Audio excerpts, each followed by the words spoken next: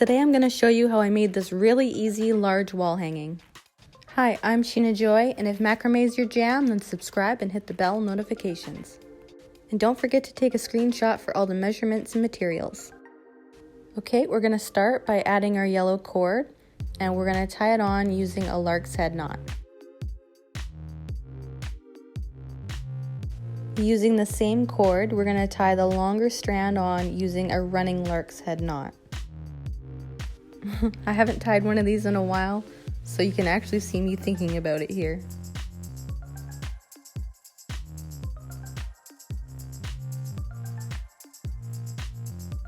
Okay, so now that we got the yellow strand on, we're going to do the same thing with the black.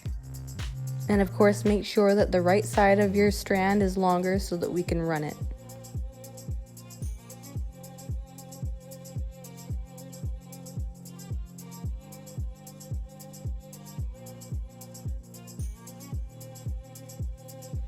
And of course, we're going to do the same thing with the blue. Once you have it all adjusted to just the way that you like it, I like to tie half hitches just to secure the lark's head knots. Sometimes I find the lark's head slip a little bit, so I just like the little extra security of a half hitch.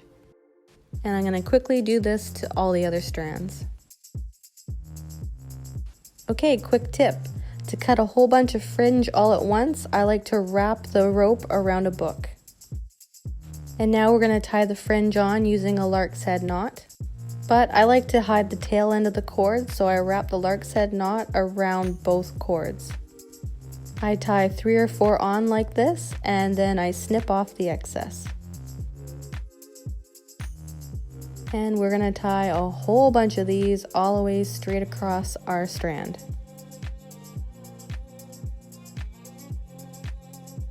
And of course, I'm going to hide the other tail end on the other side.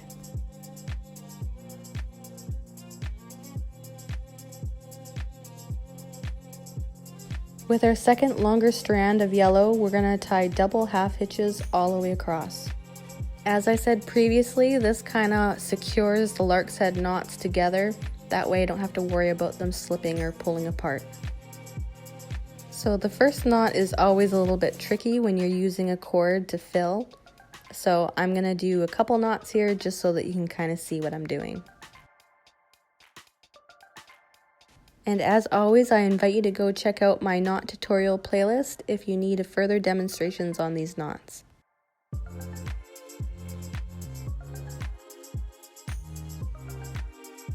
Okay, so I'm just going to quickly tie our double half hitches straight across. If you make this project, tag me on Instagram. I really love seeing them. You have no idea how much I love seeing other people's take on my patterns. And oftentimes it gives me inspiration for future projects as well.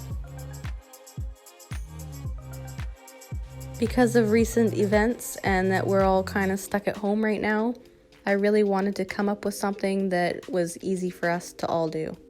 We all might not have a large wooden dowel lying around, but I figured we might all be able to find a branch.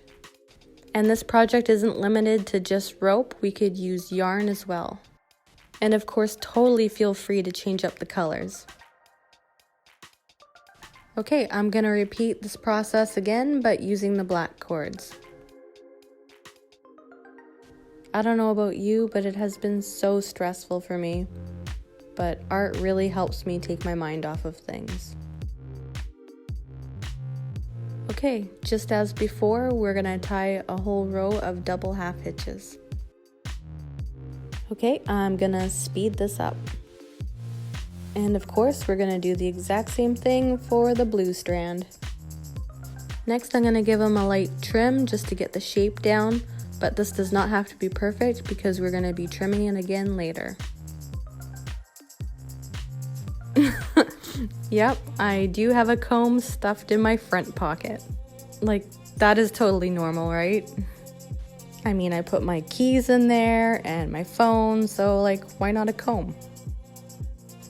Anyways, we're gonna brush out the fringe until we get it perfectly straight. And yes, this is very time consuming and very tedious. Don't worry, I'm not gonna make you watch all of this. Through some corny editing magic, ta-da! The yellow is all combed out. But we still have the black and the blue to go. So wait for it. Ta-da! It's all done. That actually took several hours. And next we're gonna give the final trim. I just want to point out that this project is really tough on your wrists. If your hands and your wrists start to cramp up like mine did, you can actually do stretches to fix that. So I just want to say thank you to Matthew, who taught me how to properly stretch my wrists. Using a slip knot, I tied jute to make the hanger. And this is the final look. What do you think? If you like this video, please do me a favor and give it a thumbs up, and subscribe if you want to see more. Also, here are 2 more videos I think you'll enjoy. I'll see you over there.